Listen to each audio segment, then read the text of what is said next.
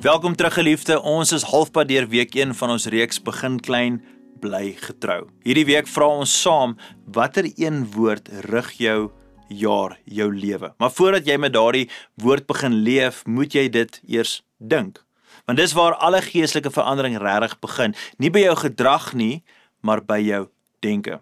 Daar's 'n eenvoudige maar kragtige waarheid wat jy reg deur die Bybel sien. Dis eintlik maar hierdie, wat jy glo, bepaal wat jy doen. En wat jy dink, bepaal wat jy glo. Die Spreuke digter sê dit vir ons so in Spreuke 23 vers 7. Soos 'n mens dink in sy hart, so is hy.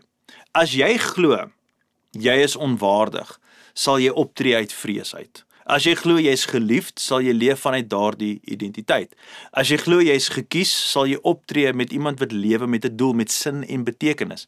Dit is hoekom hierdie een woord so uiters belangrik is. Dit word nie net 'n rigting vir jou dade nie, maar 'n waarheid wat jou denke anker.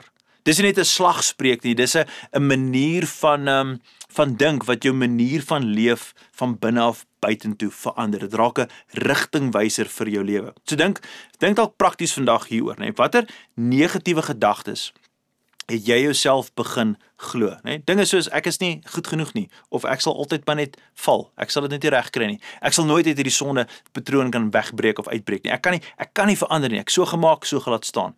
God gebruik 'n ander, maar vir God kan ook ander mense gebruik, maar nie vir my nie. Nou vra ek vir jou, wat sê God? Wat is sy waarheid wat jou denke moet vervang? Dalk is dit waar jou een woord begin opkom, né? En dis wat ons hiervoor vertrou hierdie week, is vir een woord om uit te staan en het jy al daai woord gekry?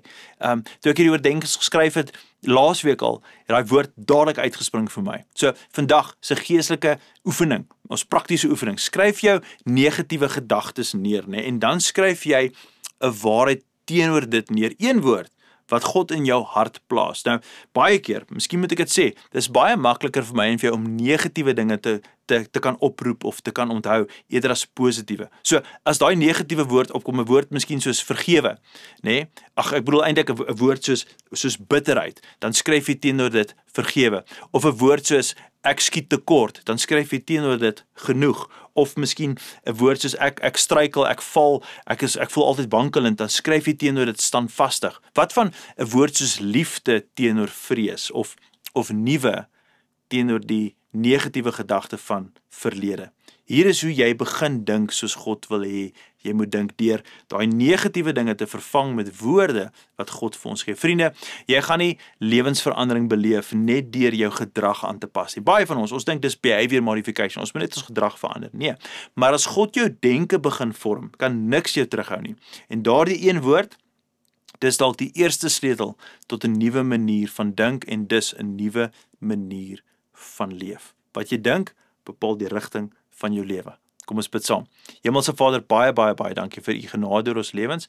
Vandag vra ek dat u ons gedagtes sal kom rewire. Kom lig uit en kom wys vir ons wat nie hoort nie en kom skud uit die dinge wat nie binne in ons moet wees nie, Here. Kom skuif ons negatiewe invalshoek tot die lewe en kom help ons besef dat daar's genade, daar's liefde, daar's vrede, daar's genot in die teenwoordigheid van die Here. En Here, kom vervang daai negatiewe gedagtes en daai negatiewe woorde met positiewe woorde. Nie positiewe selfspraak nie, maar woorde wat u in ons harte en ons gedagtes en ons gees inspreek, sodat ons anders te begin wandel. Vader, ek bid vandag vir daai genade oor ons elkeen, almal wat luister, wat allerlei dinge beleef, angstigheid, vrees, onsekerheid oor die toekoms, allerlei dinge. Mag ons standvastigheid vind in die woorde wat u oor ons lewens spreek. Ons loof u daarvoor, ons eer u daarvoor en ons vertrou u daarvoor dat u met ons sal praat. Dankie Jesus vir die liefde, dankie dat u betrokke is. Ons bid dit alles in die mooi naam van Jesus. Amen en amen. Geliefde, baie dankie dat jy ingeskakel is saam met ons. Dankie vir die kommentare, dankie dat jy dit deel. Ons waardeer julle. Gaan in vrede. Totsiens.